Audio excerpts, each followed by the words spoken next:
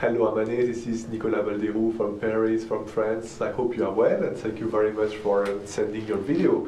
I'm very excited to listen to your performance of Weber first concerto.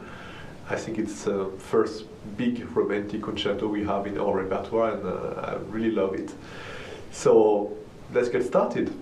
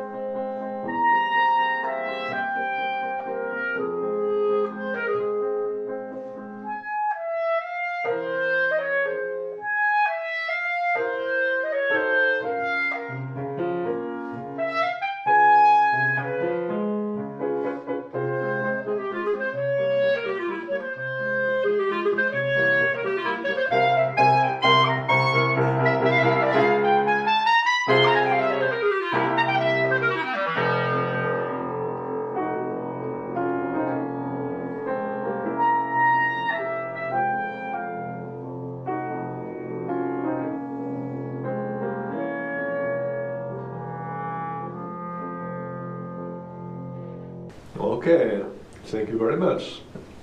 Okay, let's talk a little bit about this beginning. I see that you are playing on a very good edition, which is a Henley edition. But in this edition, you have the chance to have two versions. You have the original Urtext version of Weber himself, and you have the Bergman version, which is based on the memories of Bergman's son, because this edition was made in 1870, so quite a lot of time after the composition of the concerto and quite a lot of time after Bergman himself played the concerto. So everything is based on the memories of his son. So I'm not sure everything is 100% accurate. I think it's a very good historical document. But I guess it's better to come back to the original version for me because it's full of surprises. We are so used to listen to some ornamentations, to listen many CD versions which sound sometimes in the same direction. I think it's very interesting to come back to the original, and it's always a thing I do for everything, for Mozart, for Weber, for Spohr. Always try to go back to the source and check what the compositor really wanted. And in that case, in the Weber original version, there's so many differences. And I think it's quite nice to speak about that. Okay, so let's go back to the very beginning. I liked very much your character and your way of playing. I mean, full of energy and full of passion. It's really nice. But sometimes you are losing a little bit of the text. I mean that, for example, the beginning is clearly piano pianissimo with a very soft attack coming from nowhere. And you did quite strong already, and you are playing almost mezzo piano at the beginning and almost forte in the fifth bar of the entrance of the clarinet. And I guess it's way too much for the beginning. We have to feel in the atmosphere of the Weber operas, like Freischütz, Oberon and others.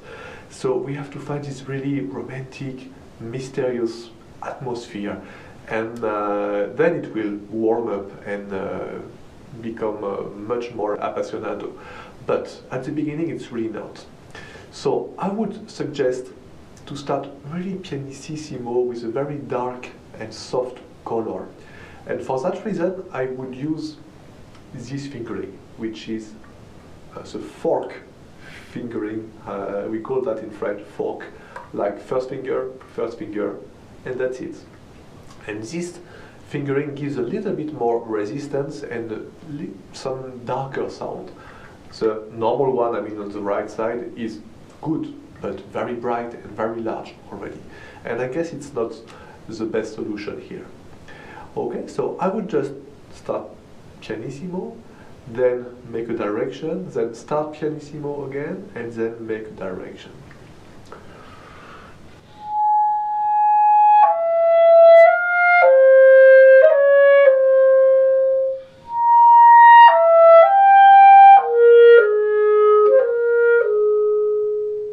You see something very simple, coming from nowhere, little direction, coming back.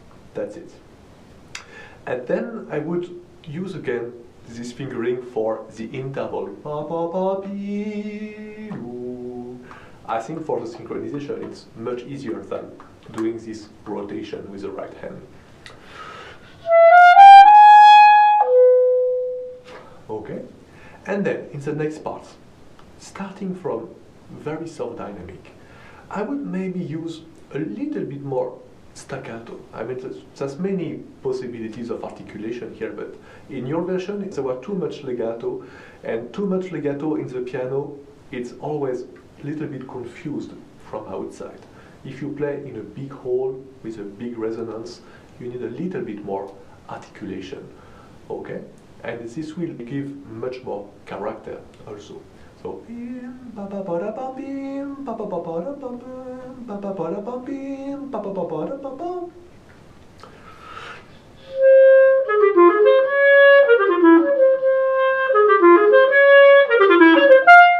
okay, something a little bit more clear like this. And then you did a very nice accelerando and crescendo, but you have to be very careful about intonation, because if you play this normal E flat, like fortissimo, this fingering will be always too flat. So you have to use another fingering I like very much. It's like this. Second finger, right hand, key number 4, and then only the register key behind. No thumb, like this. And it will give a very nice large sound and not too flat.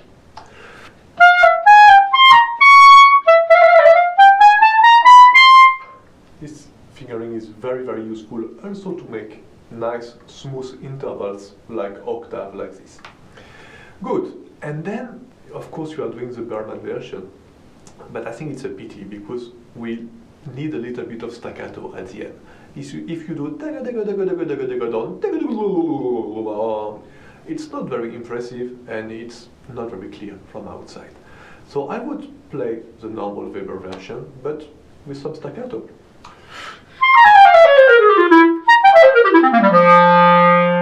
Like this. I guess for my taste it's much more heroic and has much more character than just going fast in the legato.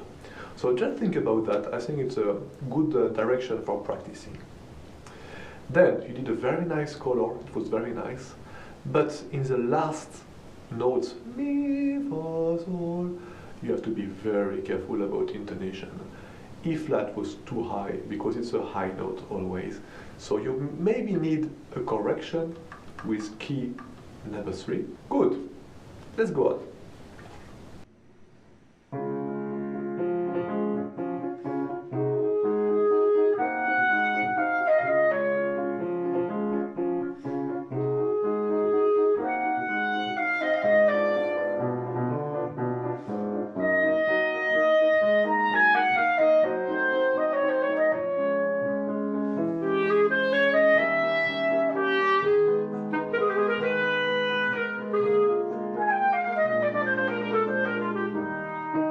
Okay, thank you very much.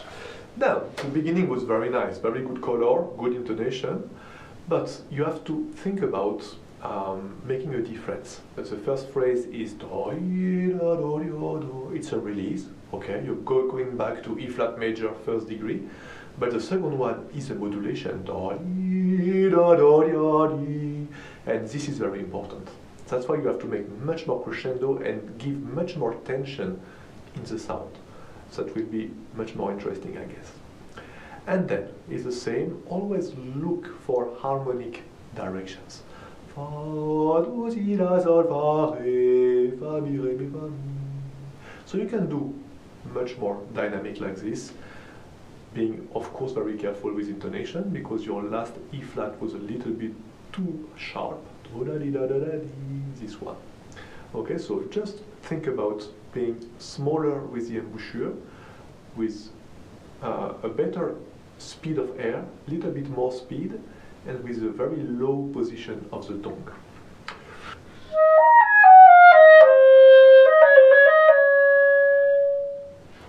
And in the next phrase, there's a little bit too much ornamentation for my taste, but why not? I mean, it's Berman version. But in the original Weber version, there's something I like very much. It's a big slur here.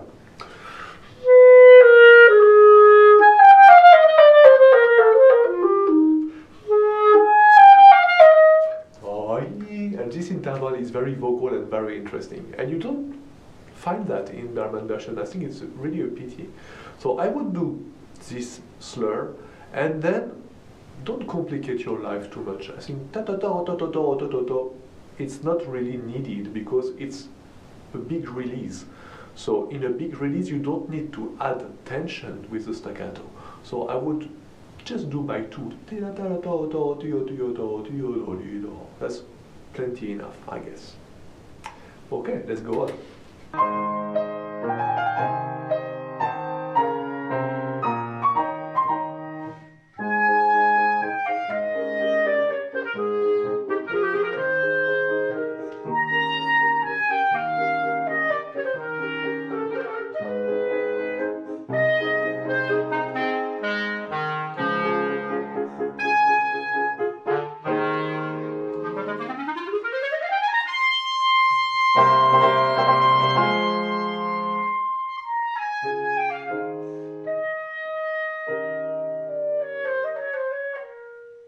Okay, thank you very much.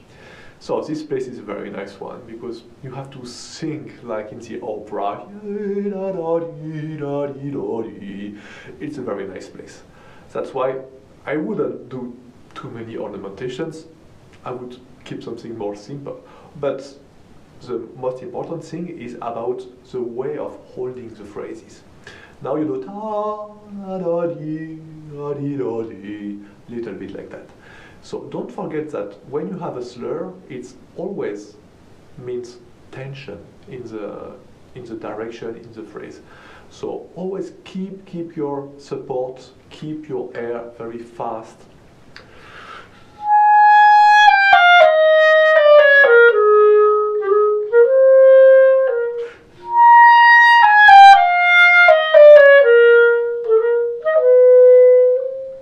And then,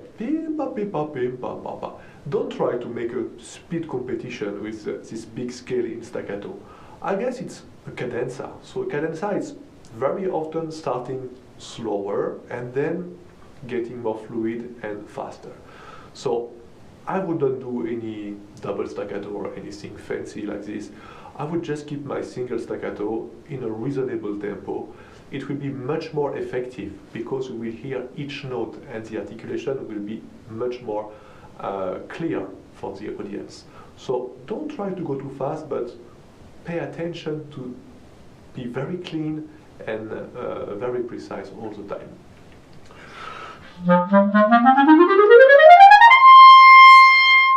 I think it's the maximum speed. It's plenty enough. Starting a little bit slower than what you did, and then keep your maximum single tongue speed, but that's enough. Then, I was not a big fan of your breathing here. Why? Because the G is a very important appoggiatura. And when you do an appoggiatura, which means in Italian push, you need to get the release, but it's not possible to breathe in the release.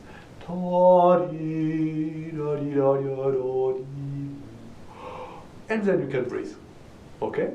And you can make a big rotadendo and take a huge breath here, because I would like you to do the longest phrase as possible after this. Okay, let's continue with the first variation.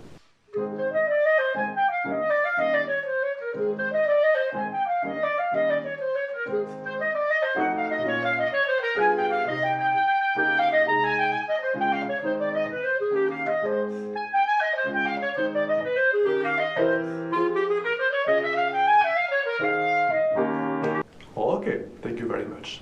So, I like very much your way of tonguing. It's very light, very elegant. It's absolutely like this that I would like to play it. I just miss some direction, some harmonic direction in the phrase. Always look at the piano part and listen to the piano part. You have first degree, which is release, and you have the dominant, the fifth degree, which is a tension. And also the modulations are tension. So you have to look for this, and you have to look for the releases. Okay? Here it's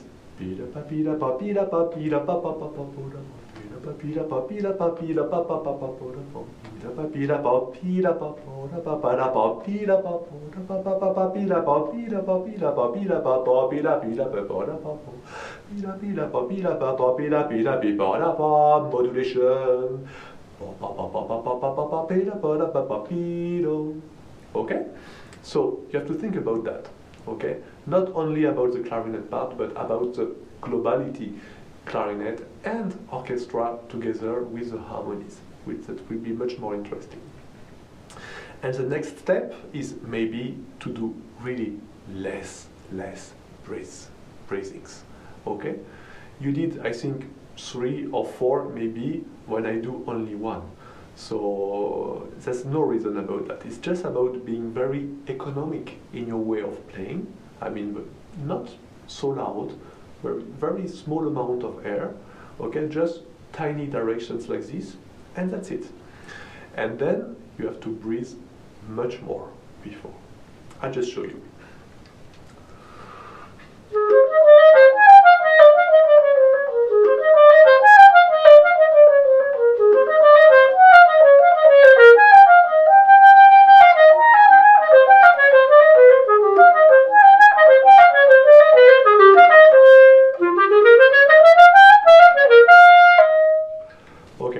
I didn't do any breathing, but of course I didn't play anything before, so that's easier. But I think if you just do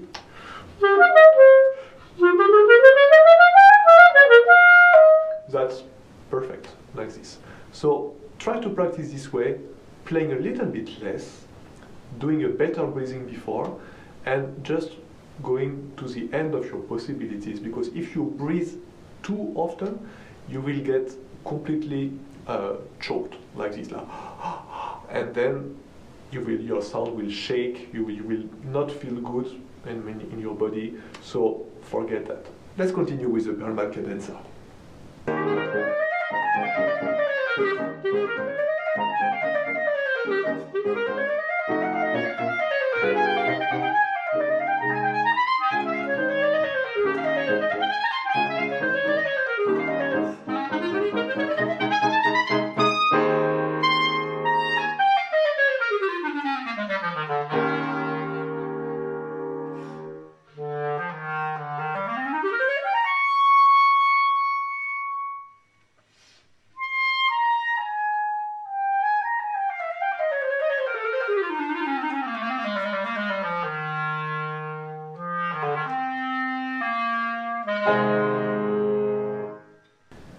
Very good. The end of the cadenza was really brilliant. Bravo.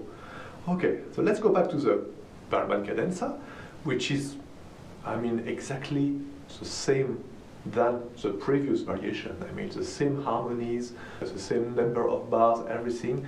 So of course we have to do the same directions and the same tensions and release. Okay, so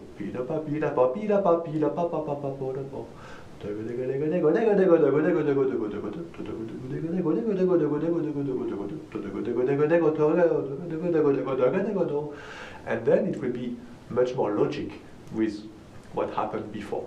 Okay, so I don't mind if you do a little piumoso here on this cadenza, but it was really fast this time. I mean, I guess a little bit too fast for the staccato at the end. So you should always keep a little bit of space to be comfortable when you play this kind of piece, because if you play at your limit, then it will be very risky and there will be some accidents for sure. So try to keep very calm and just to think about your directions, your articulations, to be very clear in your head, but don't try to make a speed competition here. it's absolutely useless. Okay? I just show you this.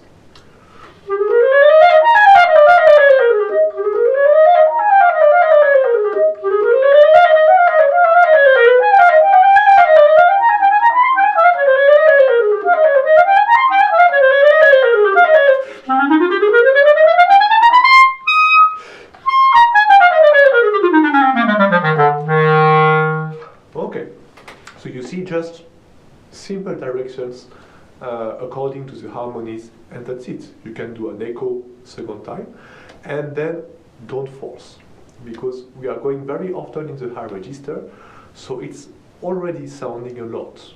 Okay, so we shouldn't be aggressive, and keep a nice delicate dynamic until the end, when you have this big scale going very loud, but not before. It will be too early. Okay, and then you have to get a correct tempo for the staccato scale. It will be plenty enough. Don't try to go faster with double staccato or anything. Keep cool and keep a reasonable tempo. It will be much better. Okay, then the end of your cadenza was brilliant. I mean, very nice, very clear. I liked it very much. You should just be careful to your low F at the end.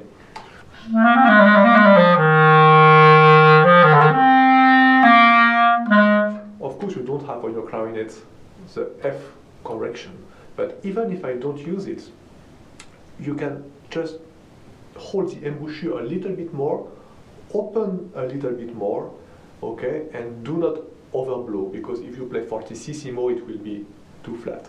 So I just try to show you without the key.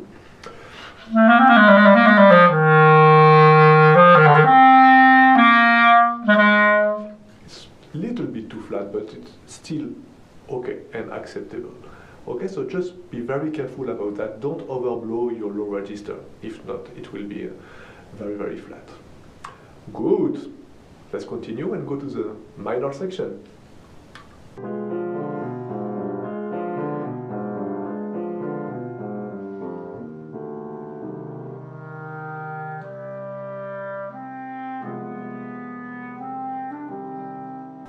Okay, so I was hearing a kind of crack here on the low F. That means that you are not focused enough. You are opening too much. Never forget that the low register is not opened at all. Opening is for the high register when you need less pressure. But in the low register, you need to focus a lot, to have a lot of speed of air, and you have to pronounce something like in the top of the mouth, like this. Okay, not oo. If you do that, it will do exactly like this. I mean, like harmonics, like cracking. So try to be very small, fast air, and low position of the tongue, and that's it.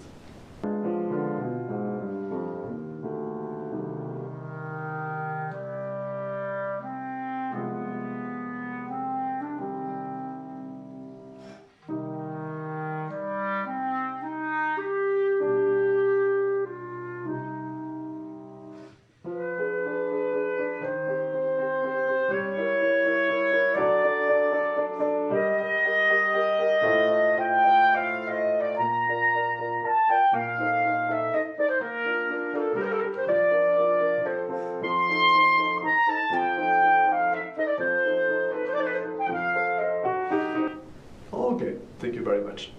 So, in your beginning we talked about this little accident before, but what is most important for me is the atmosphere of this passage. It's very dark, very mysterious, and it shouldn't be too loud and too active, I guess.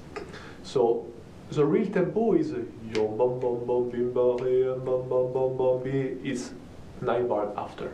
But this beginning is like the wolf scene in the fight shoots. I mean, it has to be very scary, very mysterious, like this.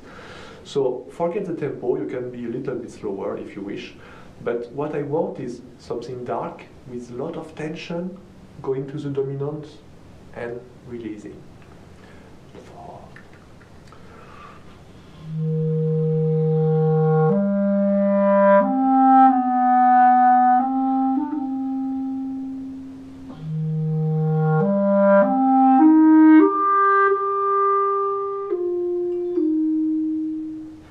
is the maximum you can give, I guess. And be very careful to your intonations, your la, sol, fa. Maybe put some more correction, it was a little bit too sharp. Good, then your crescendo was very good. Just be careful about your position on the high C. It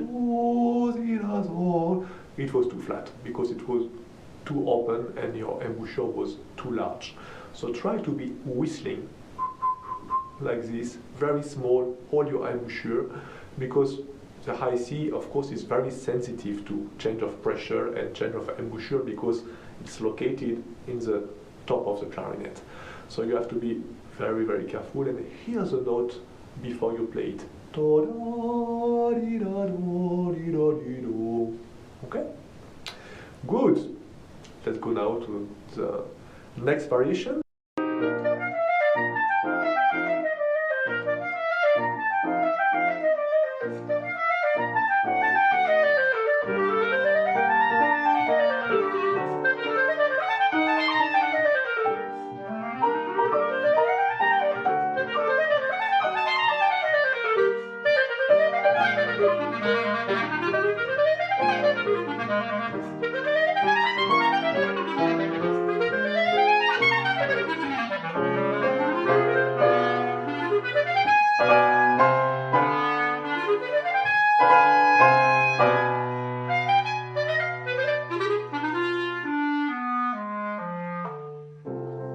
Okay, very nice. Good. So, about the next variation. Of course, as you can recognize, is exactly the same that we did last time. So, I won't repeat it again, but don't forget just to make more direction to the dominant.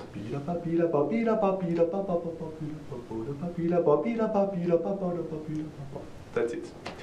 Then we are going to the 16th minor variation. In the original Weber score, here is con fuoco. So con fuoco is a character. It's not so much a dynamic, but just a way of doing something very heroic. So I guess it's maybe a little bit too early to play so loud. I mean, it's con fuoco in your head, in the spirit, but maybe not in the dynamic so early, because it's very long. I mean, you have so many things to do, and there's a big progression. Each line is getting more and more and more and more. So if you start already fortissimo, then it's complicated to build something.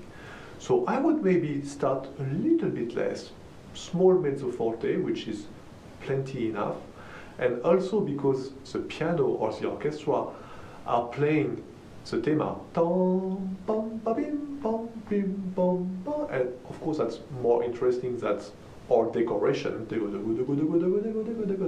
So in the first 16th, I would stay a little bit more shy, like this, and then I would go more and more and more and more. The second aspect is tempo, because con fuoco is, like I said, is a character, but it's not accelerando. You have to be very careful because it's long, difficult, and tricky. So if you go too fast, then it will be extremely, extremely complicated. So keep a stable tempo. I think your tempo at the beginning was absolutely perfect.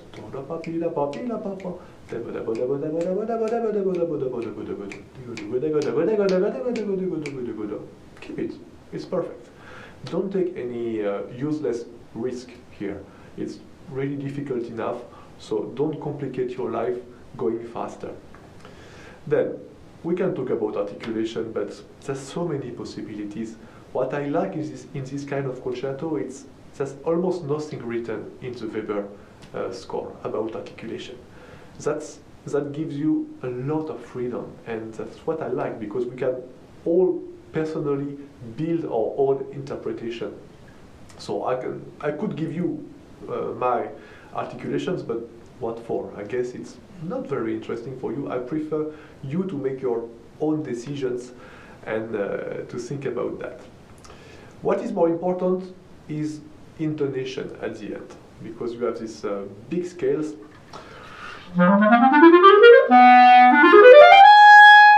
Okay, this C sharp is a difficult note because it's very sensitive also to overblow and pressure, and we are playing fortissimo here, so it's always a little bit too flat. So I would suggest to add key number 5 here. It will be very useful to make it a little bit higher.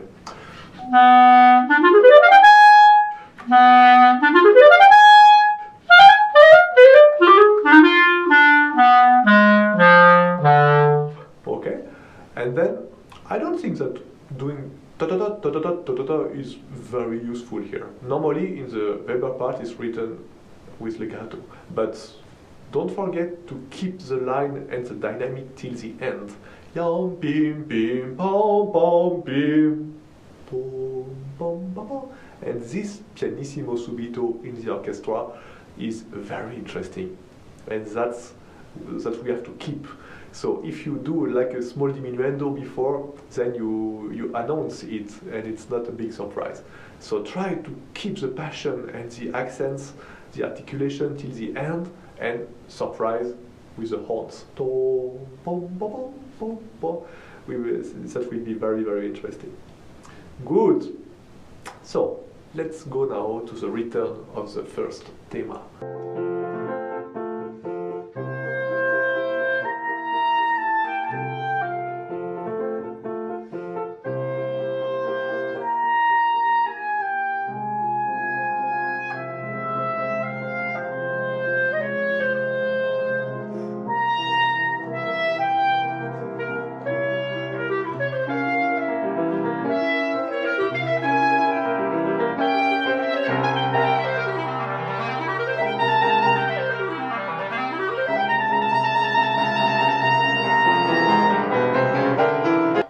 Okay, thank you very much. Good. So, we have to talk about the atmosphere of the return of the thema here. I guess this place is announcing the climax of the movement. This place should be scary. Okay, normally with all the violins doing the tremolo like this, you should really try to make a very, very, very soft dynamic, and don't rush, because we need something like out of time.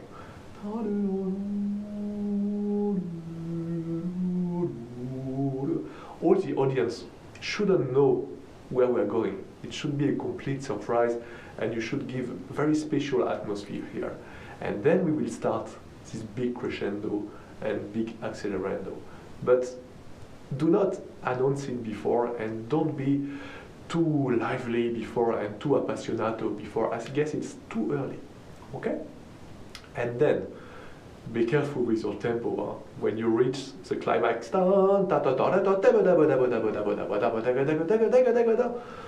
normally it's not so fast, and especially because I would love if you do the second time a different articulation. If you do everything legato at the beginning, why not? That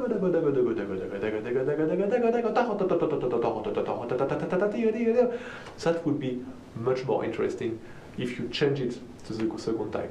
Normally you never do twice the same in this kind of music. So you have to think about something different. I mean, you can do something different from what I said, but at least different and in a reasonable tempo. Now it was getting a little bit too fast. Good. Let's reach the coda now.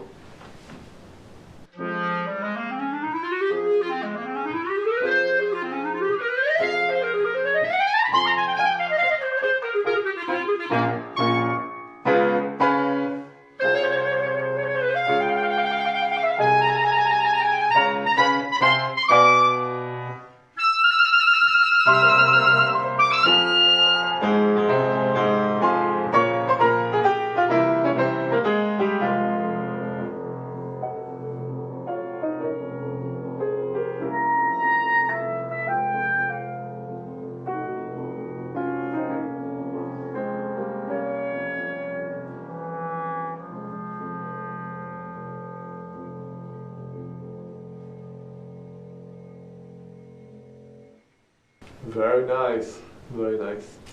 Okay, so let's go back to the beginning of the coda.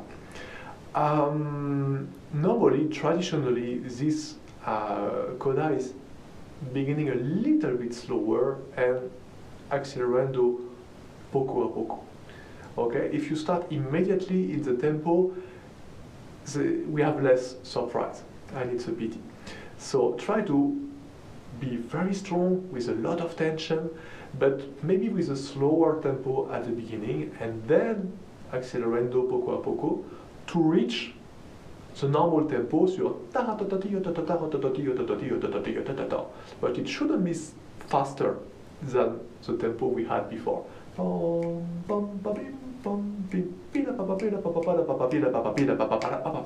It's already quite fast. So I guess don't take too much risk again. I'll just show you.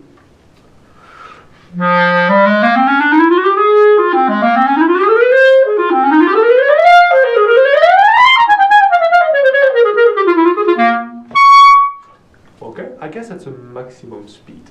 That's plenty enough. And of course you can use the fingering we were talking about at the beginning for E flat, Do, Mi, don't forget, second finger, key number 4, and registered key without sub, okay?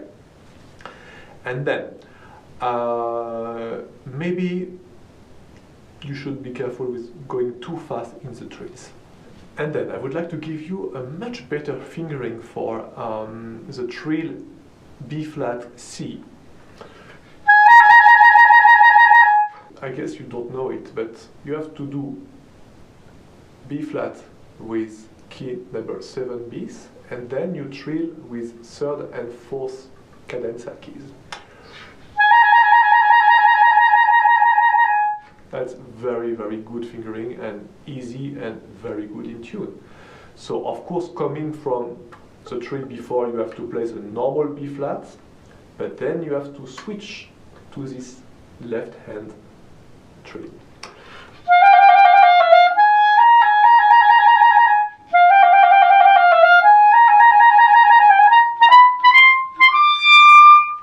And then also another fingering, because if you play the normal one, it will be always too flat at this dynamic. So I would suggest what we call the full E, which is like a G, and you add the A flat key, which is key number 9, okay?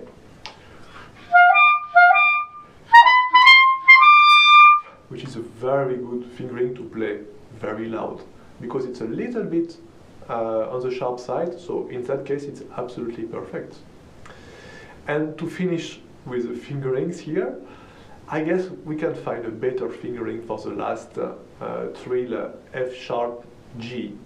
I would play the normal F sharp like this, adding key number 5, because if not it's a little bit too flat, and then you trill with the side key, with the fourth cadenza, okay, key number 7, like this. It's a very good, safe, and good in tune fingering. And just to finish, we have exactly the same problem than at the end of the introduction. Mi bemol, fa, sol.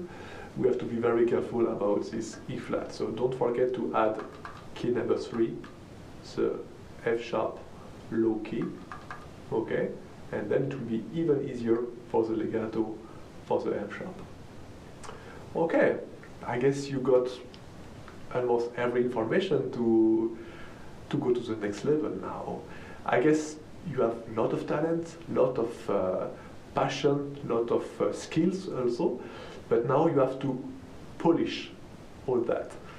There's so many small details, tempo control, embouchure control, intonation control.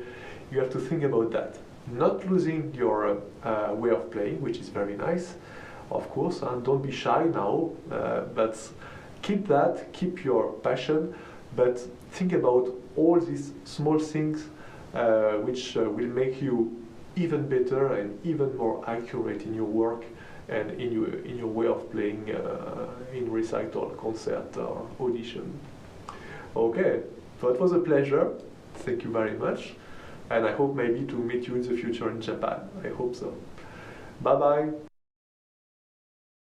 指示している先生に勧めていただいて、応募させていただきました。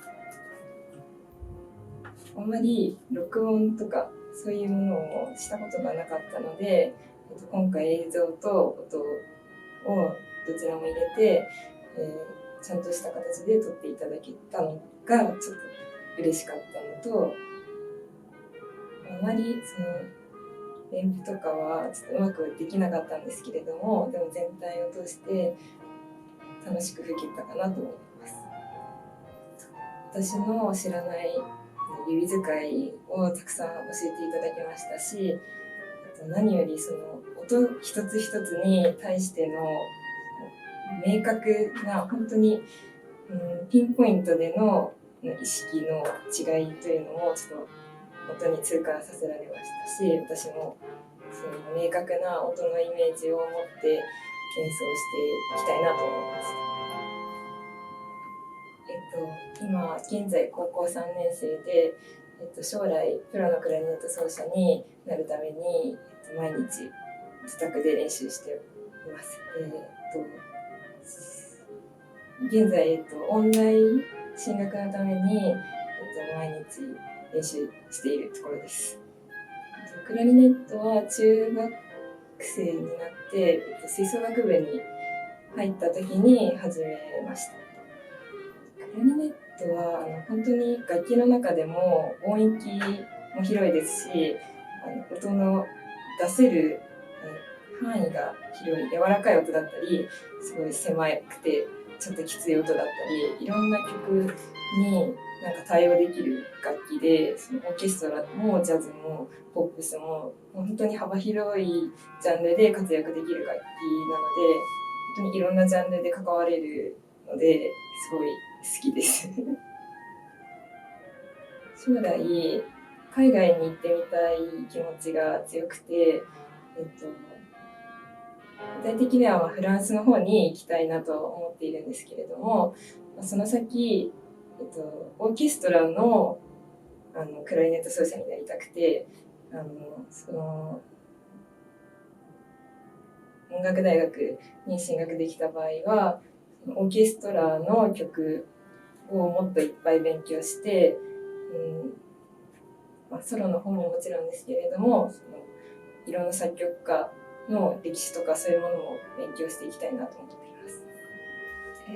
本当に今回やっていただけたようなマスタークラス、海外の方に限らず普通に国内の先生のマスタークラスとかももっとあったら、いろんな学生さんの勉強になると思うので、すごいそのマスタークラスの場があると、その受けている方も見ている方もすごいもっと勉強の輪が広がると思います。